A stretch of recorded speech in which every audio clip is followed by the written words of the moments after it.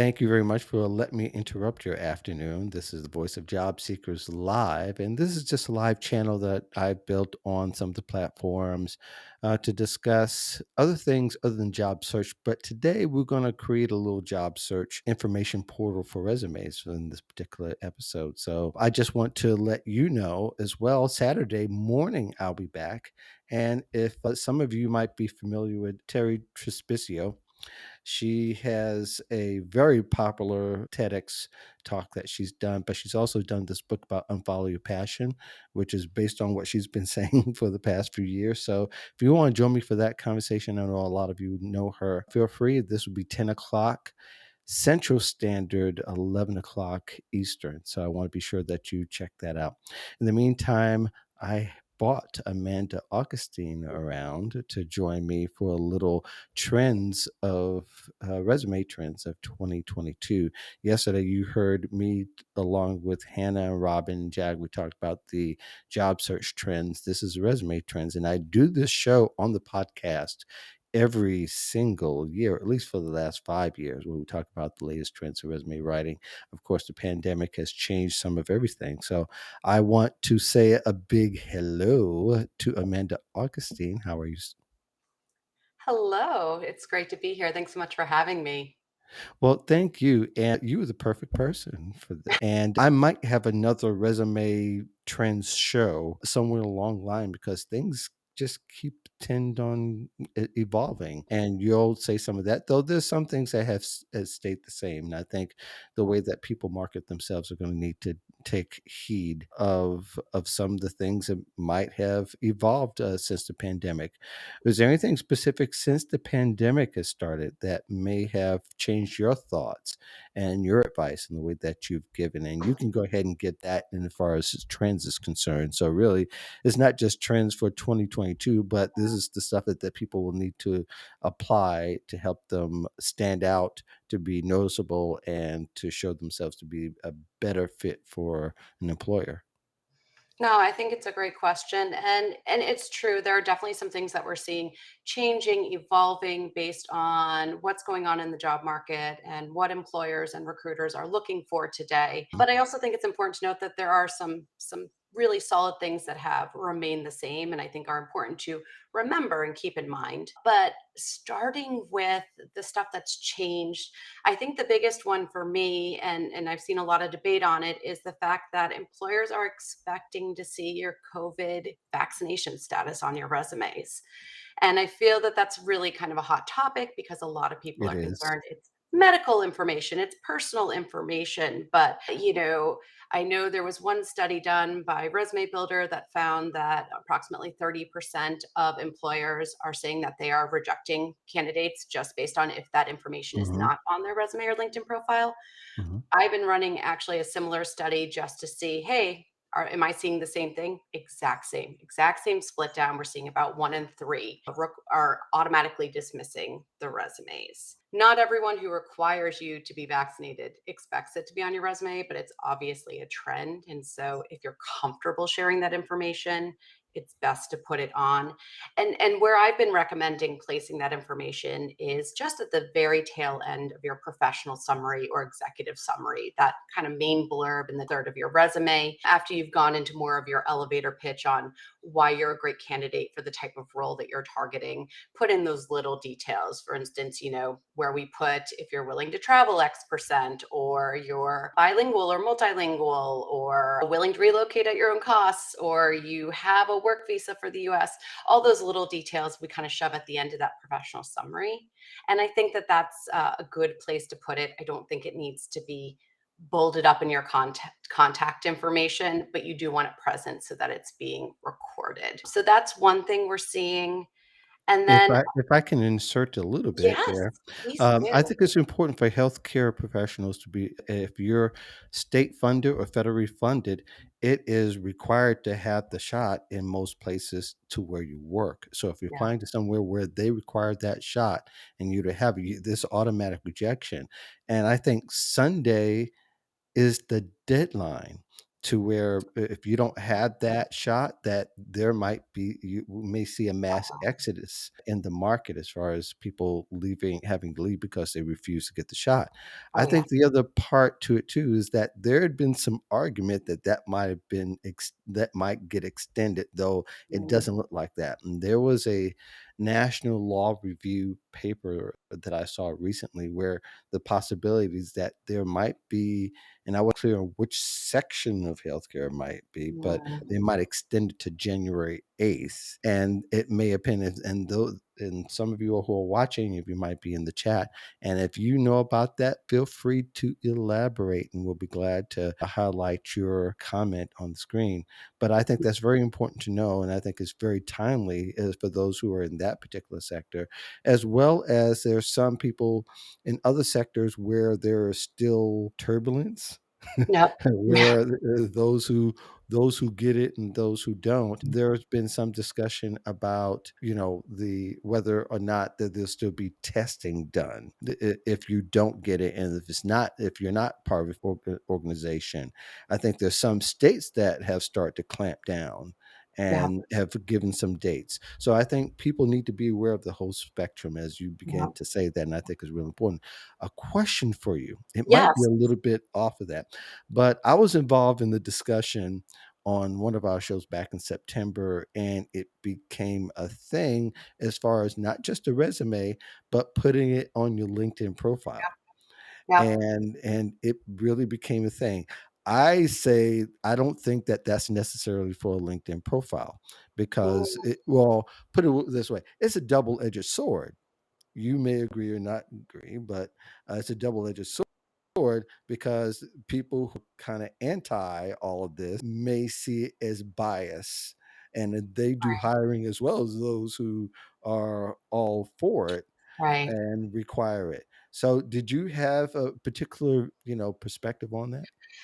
Well, I think my point of view stems from the fact that even as a resume writer, a resume alone is not enough these Right. days when you're looking for a job, right? Mhm. You have to have when you're looking for a job, you are now a marketer and you are marketing the most valuable asset out there, yourself, your qualities, your candidacy, all the qualifications that you bring to the table.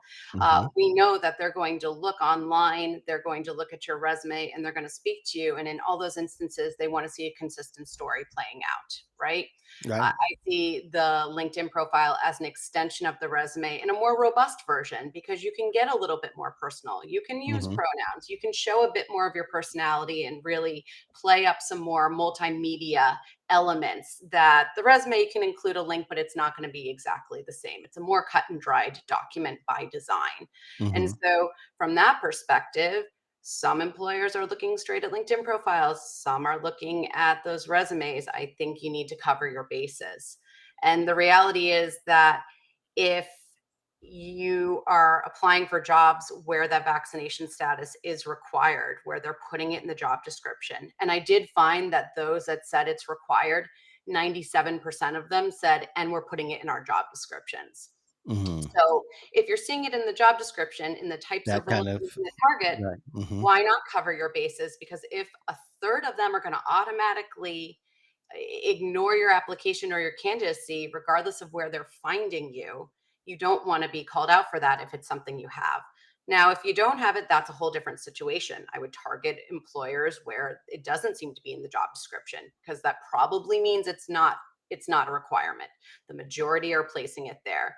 If not, they will tell you on that first call. It seems to be very immediate because they don't want to waste their time and they don't want to waste your time, frankly. Mhm. So I more lean towards, hey, I want to make sure that I'm representing myself accurately and consistently across different mediums, different platforms, but also different recruiters are using different platforms to source candidates. And I wouldn't want a candidate of mine or a client of mine to be overlooked because they didn't include it there. And that's where the recruiter was sourcing for what maybe we call as passive job seekers, somebody who may be employed. Okay, that's great. Thank you very much for sharing that. I think people should be able to make a decision and will have to discern for themselves. The digger they deep into an industry, or if they're in the industry or away, they should know what the talk actually is. Not Yeah. everybody knows that, and not everybody goes that extra step, but that is a reason why you should research a company and to even try to talk to employees who've been in that Yes. company and former employees to find out as much as you can to see what the actual culture is. Because I've heard of some companies are totally like either or for, and they're talked about every day. So the sensitivity in the high alert is up. You want to appeal to that and not just be passive about it. Uh, Elaine Piper says that in Canada, I'm recommending job seekers include their COVID status in their cover letter. And okay, Yeah. I don't think it's a that's bad idea. I think that's appropriate, and, you know, Canada has definitely their own and this is to say, bring up a bigger point, every country has a Yes. certain heightened alert, Yeah. or they may feel indifferently about it, and I think if you're in that country, that's something else you'll need to take, in consideration. Hi, Bernadette, who watches my stream seems like often. But she says, I advise clients this: the more you can organize your resume, show you that you can have the responsibilities listed in the job description, the better qualified you appear to be the prospective employers. And she's gone about her experience. And thank you, yes. And she's on both sides as a recruiter That's and great. as a career strategist. So that's a unique perspective. I think those kind of perspectives should inform you as a job seeker and what you need to do and how you need to go about it. You just need to be more aware for those steps. Okay, Amanda, what other trend are you seeing out there? And that was a great one. That's an important one. You hit the spot. We saw this over the last, what, 18 plus months now, and I Mhm. believe we're gonna continue seeing it, especially since we now have that crop up of the Omicron? Am I saying it right? The variant, the new Omicron, variant, the Greek letter. the Greek Uh, yeah, that yeah, new we had one. Delta, Omicron. I'm sorry, I missed Alpha and Beta, but nevertheless, we went all the way to Omicron. Okay, so as you were saying, We're seeing this, there are so many people who or so many employers who said we're bringing back our employees to the offices in January. I think we're going to see a shift in that again because of this newest variant that's come out. mhm, It's still important to demonstrate that you're willing, if you are obviously, and capable of working remotely. And mhm, that's important to keep in mind. And there are various different ways you can kind of demonstrate that, yeah, I'm comfortable with this. And not only that, I can be efficient. Some of it gets worked in the resume, some of it can get worked into the cover letter. things of Think of the skills that are most important, those softer skills that are important when you're working remotely: organization, digital communication, being proactive, managing your time, self-discipline, all those things. Now, do I recommend listing those out in a core competency section? Not really. It's not going to be very impactful, but I right, think you should think about how can you demonstrate that you possess the skills that are going to make you a good candidate to be working remotely, whether that's the tech skills you've gathered, the different project management or other platforms you've used in order to take your work and collaborate remotely with others. What communication tools have you been using? Slack, Zoom, Google Meeting, Skype, whatever it is. Try and demonstrate that stuff, as well as in your cover letter. I typically include a line that says, I'm comfortable and willing to work remotely. I have a dedicated workspace. I have high speed internet, and I'm comfortable leveraging various different platforms in order to communicate and collaborate with my team members. Something along those lines. And in any of your positions where you've worked remotely, I would include that as part of the location, or it could be included in parentheses next to the job title.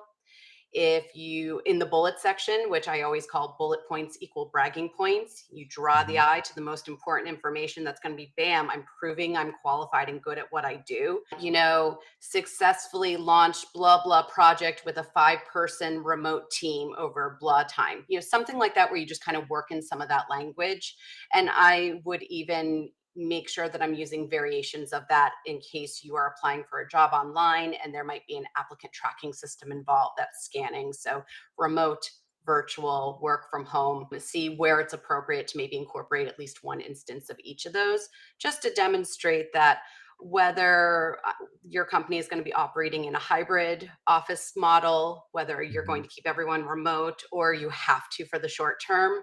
I'm someone who can jump in and acclimate and onboard to your organization, even if I'm not going to meet anybody face to face for quite some time.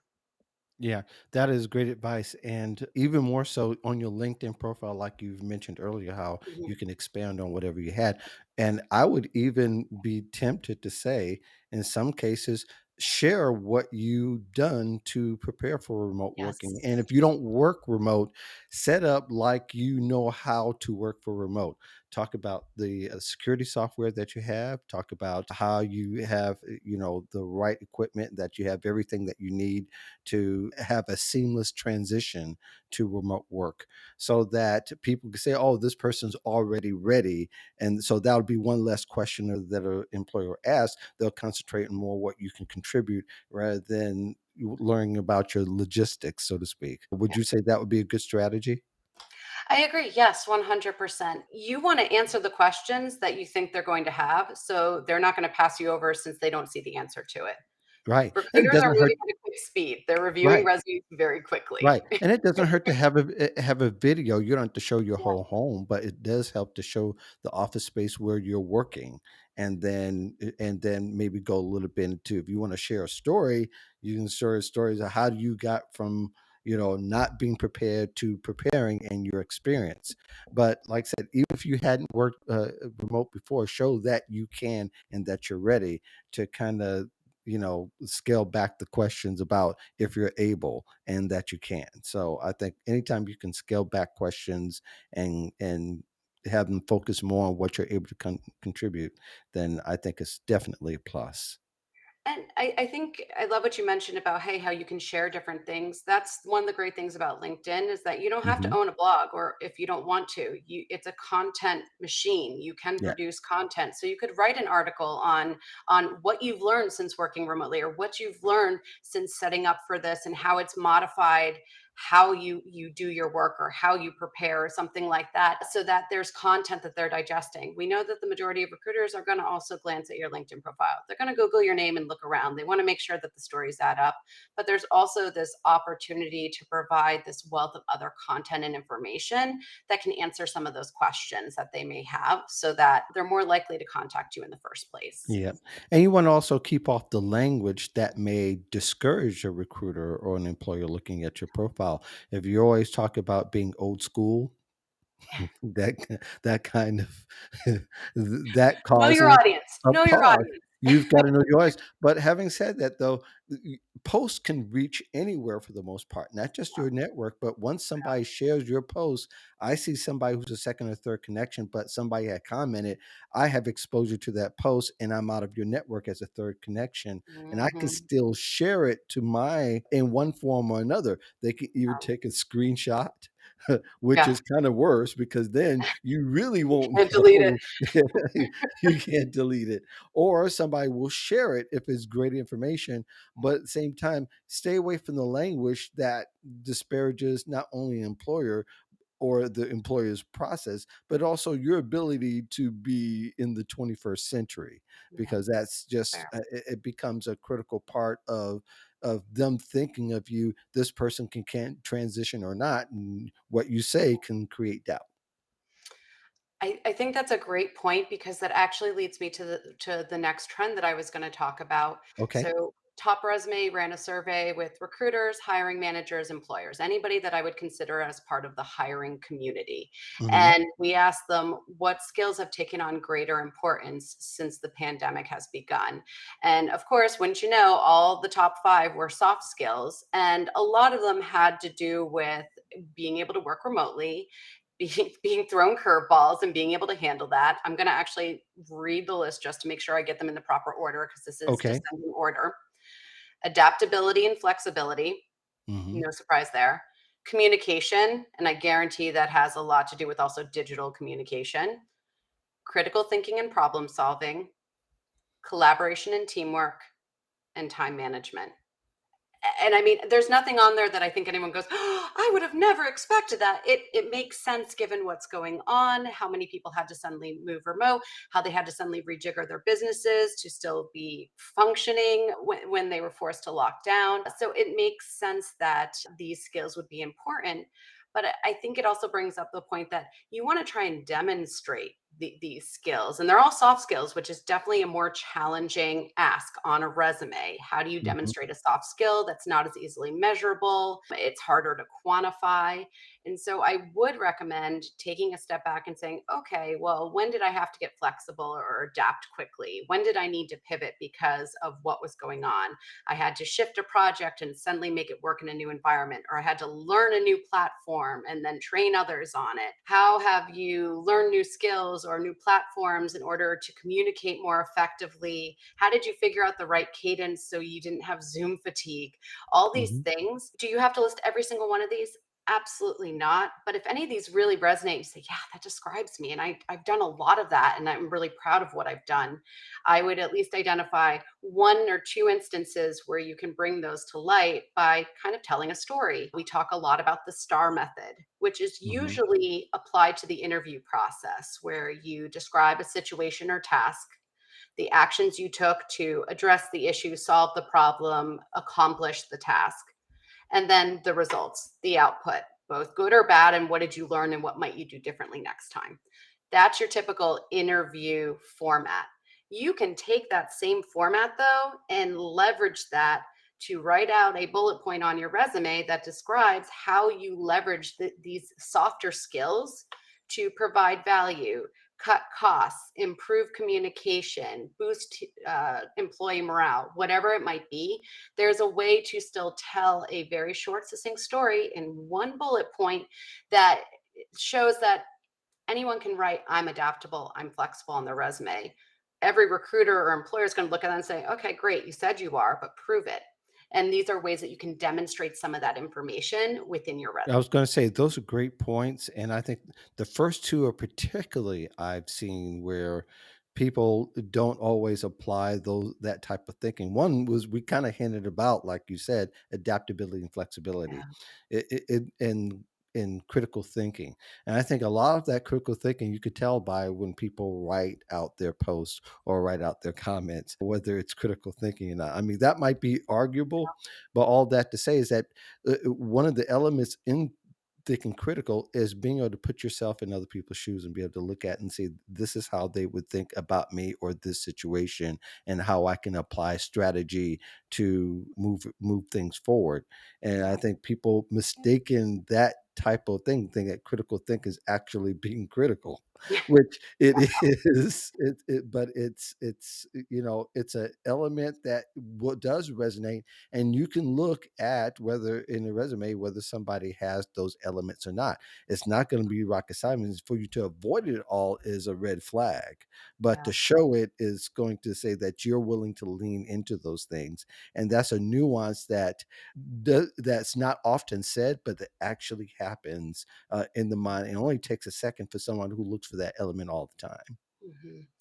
And you know what? For those that are strong writers, that or somebody who's working one on one with a writer, Mhm. if that's not your strong suit, uh, what I do recommend for a cover letter, and this is something actually a guy named Danny Rubin, I don't know if you've ever had him on your show. I've heard of him. Yeah. Yeah, Danny Rubin used to do this years ago and do these workshops for college age students. But I've always loved this approach where cover letters can be boring, right? They can be very cut and dry. We know about 50% of employers pre pandemic would ignore a cover letter. But that's because Mhm. they normally are very templated, very generic, and they're Right. not that useful. They don't add value. One thing that he likes to suggest, and I've always thought was really cool, but again, you have to be confident in your writing skills, is if you Mhm. actually open with a story where you're taking one of those star method examples and you're elaborating on it and actually telling that story about how you arrived at something, but it's your opportunity to explain how you've leveraged certain skills in a unique way to come out and basically summarizing instead of saying, you're asking for this and I have that, you're asking for this and I have that,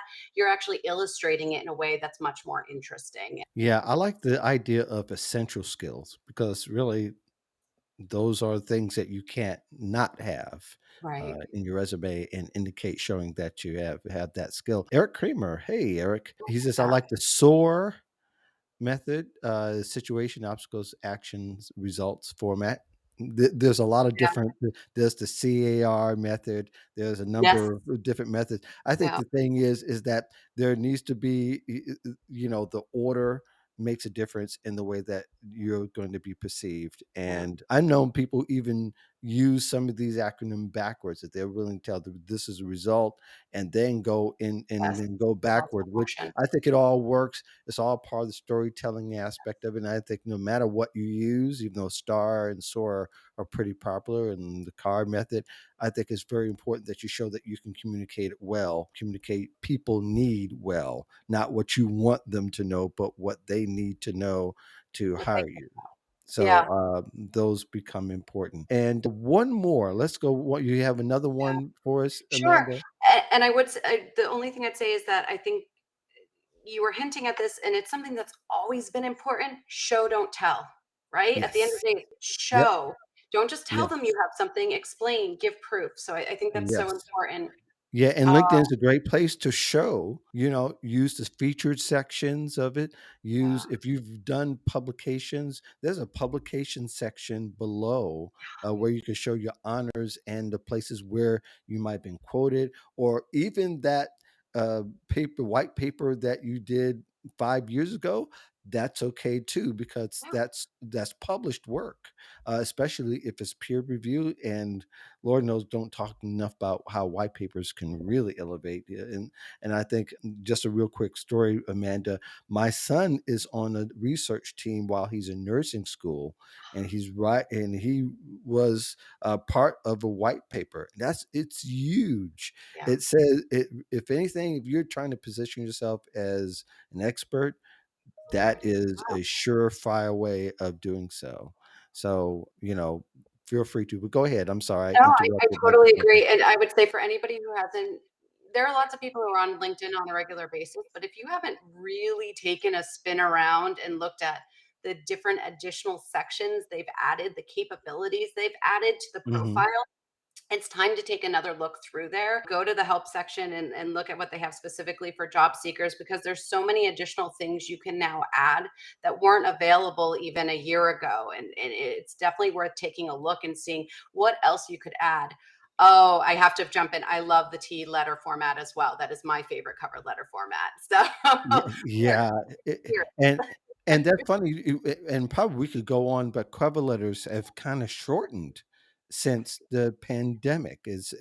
Before it was go running, or uh, I've heard the 2 paragraph or the 150 Oh, word thing, but I think too, they're now even becoming a little bit shorter than that, because I've even heard employers even said, "If I can't scan it in a certain amount of time, yeah. then it's too long." Your thoughts on that real quick? I don't think it's has to be, I personally don't think it has to be that short. I think you have to keep in mind that they're spending on average 7.4 seconds. It's no longer, Mhm. the old ladder study in 2012 was 6.2. It did go up to 7.4 in 2018. So it's still under 10 seconds, but they're spending a short period of time scanning your resume. So assume they're spending just as short, if not less, I was time gonna say this, on the cover letter. because a lot of companies has said, "Stop sending me cover letters. Yeah. Stop sending me cover But you letters." know what's so interesting? We did a study last September. So granted, it's a Mhm, year now, but last September we asked employers, are they more likely to read a cover letter now than before the pandemic? And my hypothesis was they're not reading them. They didn't, half of them didn't read them before. They're definitely not reading them now because they're mhm. inundated with applications. There's so many people unemployed. And I was wrong. In fact, there was a big middle part that was like, I'm neutral, but there was a much larger percentage that said, yes, I'm more likely to read them now than no, I'm not. And I thought that was very interesting. And I think that has to do with the fact that they were really trying to seek more of a connection. They're not interviewing people in person. They're trying to get more detail on who is this person that could potentially work for us if I'm never going to see them. So, my recommendation would be, if they don't explicitly say, don't send me a cover letter, you should, but you Mhm. want to make sure that if you're sending it, it has the same visual balance that you're aiming for in a resume, which is again why I like the T format. It actually breaks it up and makes it very scannable. And the other part is leverage it if you're adding something other than regurgitating your resume. They're The going to only look at the resume. It has to be something interesting, new, some point that doesn't really realistically incorporate into a resume easily, but is important for them to know because it can help advance your candidacy. Yeah, it's just that a lot of people just don't write cover letters well. Great. That's why I think a lot of people are kind of bullish on it, is that they don't write it. They don't. The presentation is not well presented because very Yeah. often they're too long. And Yeah. having said that, 150 words, though it's not is not that long. Is long for a lot of recruiters because we've had They've short because yeah. I and I can understand that because a cover letter is one another thing where it's a double-edged sword. It's great if you got one is well written, but if Right. it's not well written, then It hurts you. it could Yeah. bias the rest of the reading of your resume if 100%. they go that far. Yeah, I would say if you're gonna write it, yeah, you wanna write it well. You want it tailored to the role. You don't wanna just be, command or control replacing Coke with Pepsi or, or Yeah. whatever it might be. It has to be tailored to it. I do agree. It's definitely, in my mind, it's a short 1 or 2 sentence intro paragraph, a middle section, a closing paragraph, but they are all short. But I Yes. don't think I'm sitting there counting going, "Oh, it's over 150 words. This is too long." It really depends Well, on how you're I breaking it guess up. I guess in the sense as many articles I've written and even writing 800 words or 1,300 words is that if you're not eye catching and if Yes, it's not aesthetically pleasing, then yes. it's going to be perceived as torture. Dense blocks of text, but you also Right. don't want endless bullet points either. You don't want we call it death by bullets. It's way too long if you have so many bullet points because eyes glaze over. The How you present the content is just as important as what information you decide to present, and I think that extends to the cover letter, and people often don't do that. They care about the resume, and the cover letter's an afterthought. I think I have to put something out there. I do it. If you're Mhm. not taking the time to format it properly, to your point, it's a double-edged sword. It's not going to help you. It could actually hurt you. Yeah. So think twice. Yeah, absolutely. Do you have time to give us one more? Sure. Okay. So you had asked me something about video resumes, and I don't know if it's too much to get into at the end. You know what? We don't have to go there. I was Okay, trying to give fair enough. samples Okay. of what kind of Yeah. but having said that, video resumes has been on and off of a thing for the past few years because Yeah. now that we're in the video age, I think people are trying, in particular employers, they're trying to get creative in trying to make their work less. Now, I don't know the difference between scanning 6 seconds or doing something, watching something for 2 minutes Yeah. or less. But having said that, being that a lot of casually go through our timelines anyway, we see what catches our eye. Yeah. So really, I would say any video contact that you might have could be a video resume if you consider that now the web in many sense is a determining factor or whether somebody should explore working with you or not. Yeah, you know what? I don't think it replaces the traditional resume. I think if Not yet. somebody's asking, not yet, Not and yet. I don't think it's going to be next year either. I think You that that's know, farther no, out. because I think we're still stuck on the fact that, that people look at these things as entertainment and not a way as to inform. So yeah, the perception is not there yet. Yeah, I think there are so many, and I'm not going to say everyone because I know there's plenty of people who will say, "But Sure. I'm not like that." But there are Right. plenty of recruiters and employers out there that say, "I know how to scan a resume. I know how to do it quickly, and I know how to look for exactly what I'm looking for, and know if this is somebody who's worth spending time on a phone call with." I don't think they're there with a resume or with a video resume. Now, do I think something with video, creating content about yourself in a way that showcases your expertise is a bad idea? Absolutely not. That's something you can It's upload a to a LinkedIn thing. profile. It can It's be a in a thing. Yeah. portfolio. We see things go viral all the time on TikTok and Facebook and Instagram, all those places. Mhm. So it doesn't hurt, but I wouldn't. I would not get rid of the resume yet. It's still the currency of recruiting. It changes, it adapts, its format's going to continue to evolve, but I wouldn't say it's gone. They've been saying the resume's dead for almost 20 years now, and it's still around. It just keeps evolving. So I think that's something to keep in mind. Right. Yeah, agreed. Agreed. Any other thing, anything else you want to share before we close it down? I think we had a lot of great comments and we had a lot of great discussion about what the future still look like. So you want to hold on to your well, your resume, not particularly paper. Nobody does that Exactly. anymore. Although there are people who still are faxing in this world even as we speak. But yes, it's true. The only thing I would put out there is that, Top Resume did a study last September. I'm running one right now, and the preliminary results are coming in and trending very similarly, but we've actually extended it. We asked, does an employment gap lasting 12 or more months hold the same stigma that it did before the pandemic? And overwhelmingly, I'm at 86%, I think, right now, are saying, nope, not a big deal. Stop obsessing over it. Stop trying to fill everything out. Instead, demonstrate your capabilities. Show us what you can do. Show us your qualifications. We're not as hung up on that as you think we are. So don't let it distract you from your job search and from writing a really solid resume and presenting your information on LinkedIn. So I thought that was very interesting and worth putting out there. It's not as big of a deal as you think it is. And then the other thing is we are seeing this openness to what we call non-traditional backgrounds.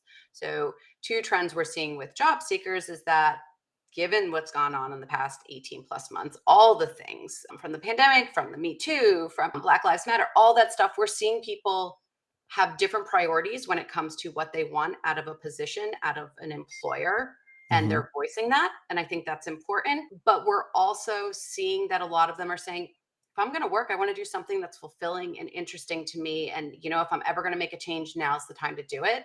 And while I'm not going to say overwhelmingly, employers are like, yes, I'm going for anybody. It doesn't matter if they don't have the education that I expect. We are seeing more openness. I think it was about 56% the last time I checked were saying, yes, I'm open to people with non-traditional backgrounds who come from different industries, different educational backgrounds that don't necessarily have that linear career path. And a big chunk was neutral in the middle. It was very small points that no, I'm not doing that. So if you are looking to make a change, it's a good time to explore that.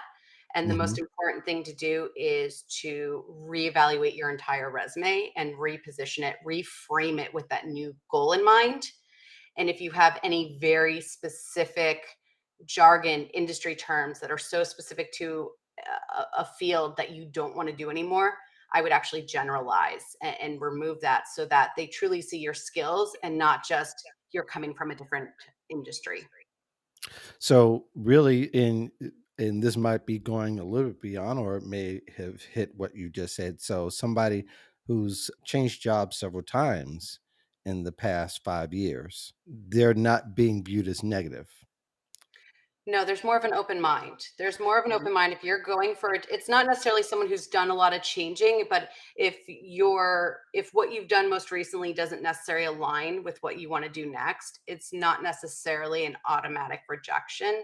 They're much Mhm. more open-minded to what do you bring to the table, demonstrate how you have the core skills we're looking for, or show us how you've made strides to cover any skill gaps that are really essential for this new role you're pursuing.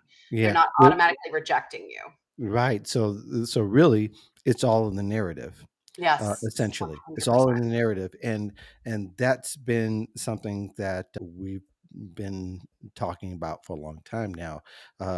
Concern that a lot of people have about job hopping and Yeah, as we call it, and I think there's strategic job hopping, which is very functional yeah, part of a career advancement strategy these days, especially if you're controlling the narrative. Not if you always seem to be on the bad end of controls, like yeah, mhm, I got fired here. I had a discrepant argument with my boss here, or I didn't get along with the team, or I just flat didn't like the company anymore. Not talking about those things where there seems to be an ascension of skills and yeah, experience, and that they're able to say these are things that will benefit you and contribute to your company. yeah. I'm taking you on a journey, and all these experience I had helped me gain these skills, gain this Yes, perspective, and has led me to this type of role and why I know that this is what I want to do next and this is how I can provide value. And yes. I can even provide a fresh perspective because I haven't just done this my entire life. I've come from a lot of different areas, which means I have a lot of things I bring to the table. And if that's the Absolutely. narrative you're telling, it's a very positive narrative. Absolutely. And I think people are trying to overthink this and say, why are they trying to change jobs? Or what are you running from? And it's like, no, dude, I've been able to get people get big raises generally just for changing jobs. If I went across the street to my competitor, if I was working downtown these days anymore, I'm past those days. But having, you know, going down, I'm going to get a 10% raise because they like me enough to hire me. That's without trying to negotiate. Yeah. But if I negotiate, I can probably get 20% or a little bit more even.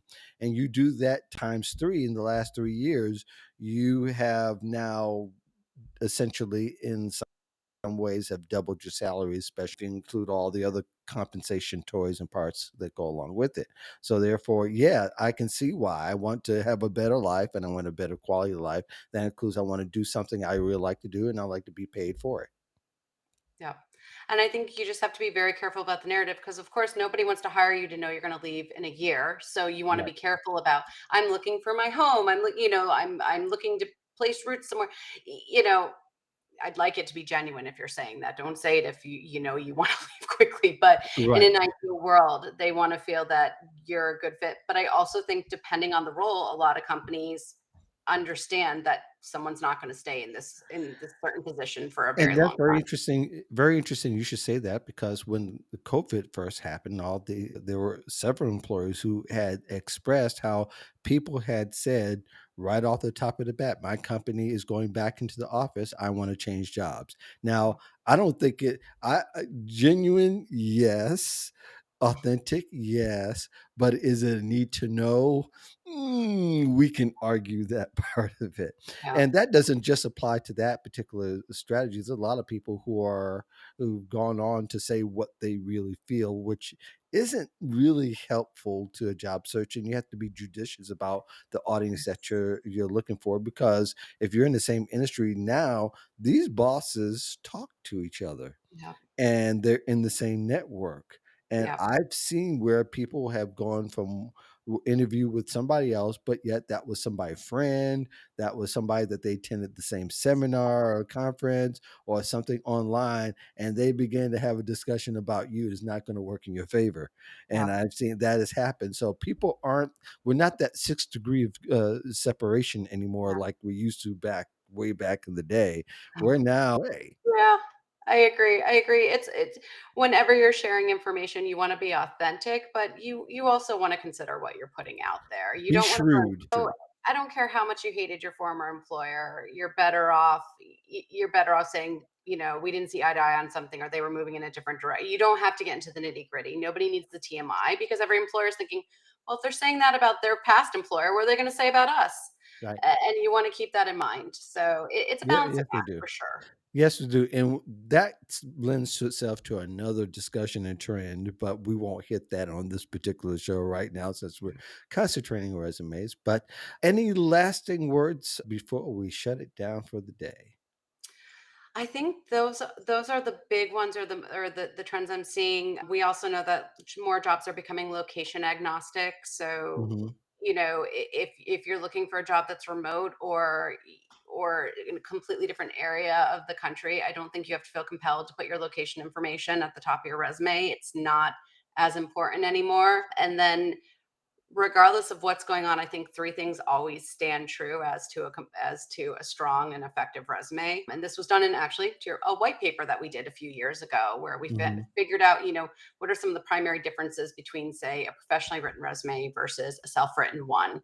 And there's three goals you're trying, or three criteria you're trying to meet: a mhm, strong and clear narrative, which we talked about how important that is to explain the journey you've gone on that makes sense as to why you're targeting this role today.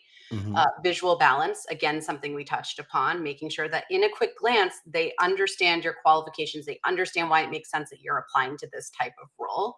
And then demonstrating your value. Again, backing up any claims that you make at the beginning of your resume with facts, anecdotes, case studies. And if you accomplish those three things, you're in a really good position. Absolutely. Well, Amanda Augustine, how can people find more about you and what you Thank you. You can always find me on LinkedIn, and the tail end of my LinkedIn profile is Job Search Amanda. Almost all of my social media handles have that. And if you go to topresume.com and click on career advice, you'll find my section there as well. Very good. Thank you very much for spending time with me. And for the rest of you, thank you for being involved in the chat.